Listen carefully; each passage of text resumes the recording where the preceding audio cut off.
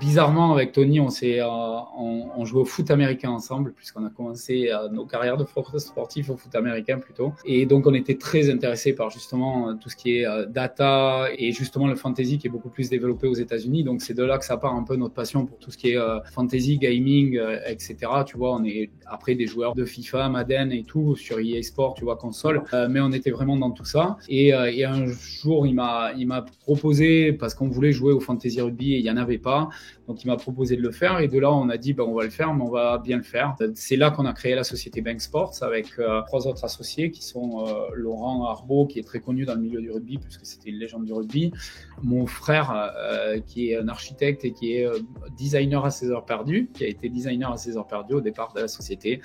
Eduardo, qui était dans la finance à Londres. Et on a créé Bank Sports pour avoir une structure solide, pour créer, en gros, dans l'idée d'avoir une société qui va se focaliser sur le rugby, l'entertainment, tout ce qui est digital du rugby, parce que à l'heure actuelle, à l'époque, il y avait absolument rien. C'était un vide complet au niveau de ça. L'utilité du jeton, le mécanisme de gouvernance et les frais de transaction. Alors vous voyez, dans la tokenomics, moi c'était pas vraiment ça que j'attendais. C'est-à-dire que oui, la distribution des jetons, pourquoi pas, mais je lui donne des informations plus spécifiques parce que comme à chaque fois, quand vous restez très vague en fait sur un sujet avec l'IA, il va vous donner une réponse vague. Et moi, c'était pas vraiment ça que j'attendais. Donc je lui dis, peux-tu me faire une analyse approfondie de la tokenomics pour le Bitcoin? Là, il va me dire donc que le Bitcoin, c'est la première crypto-monnaie, etc. Il va me parler donc de l'émission du jeton, de l'utilité du jeton, du mécanisme de consensus décentralisé et des frais de transaction. En fait, les 4 critères qu'il m'a cités précédemment, il va les réutiliser et il va l'appliquer notamment pour le cas du Bitcoin. Pour tous ceux qui voudront lire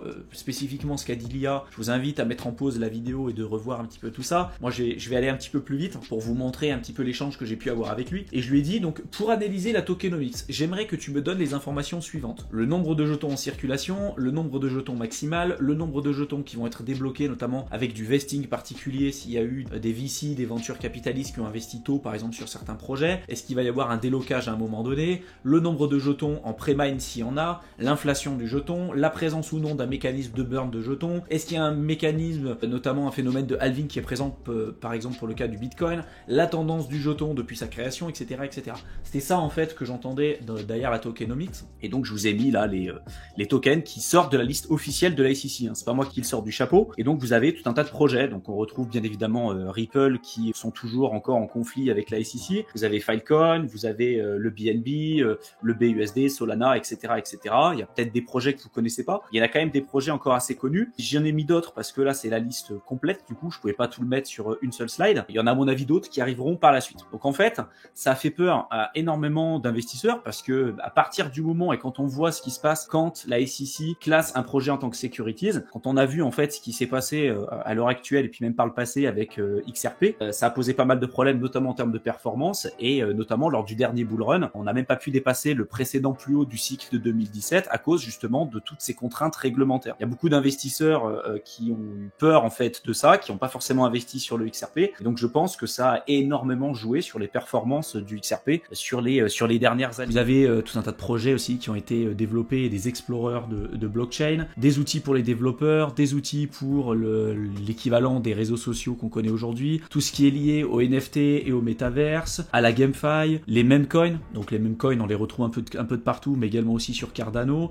des DAO avec des infrastructures pour permettre des votes, notamment avec ceux qui détiennent des tokens de gouvernance. Donc vous voyez que c'est vraiment un écosystème qui est encore tout naissant et qui sera amené encore à se développer dans les prochaines années. Et c'est vrai que j'ai été surpris de voir à quel point la DeFi sur Cardano s'était développée et ce qui m'a donné véritablement l'envie de faire cette série de vidéos à ce sujet. Et je lui ai dit ensuite, du coup, comment savoir si je suis un bon investisseur en crypto-monnaie, comment parvenir à m'évaluer objectivement. Donc là, il me dit, objectivement, on peut analyser le rendement, la tolérance au risque, la stratégie d'investissement et puis les connaissances générales du marché. Quel est le rendement moyen des investisseurs en crypto-monnaie? Parce qu'il me dit, voilà, on peut analyser le rendement pour voir si objectivement on est un bon ou un mauvais investisseur et notre rendement est le principal indicateur de la performance de notre portefeuille crypto. Si votre rendement est positif et supérieur à celui du marché, cela peut indiquer que vous êtes un bon investisseur. Cependant, il est important de noter que les performances passées ne garantissent pas les performances futures. Et puis après, derrière, je lui dis, oui, le marché a fait 50%. Si moi je suis dans la moyenne, en tout cas, de ce qu'a fait le marché en général, bon bah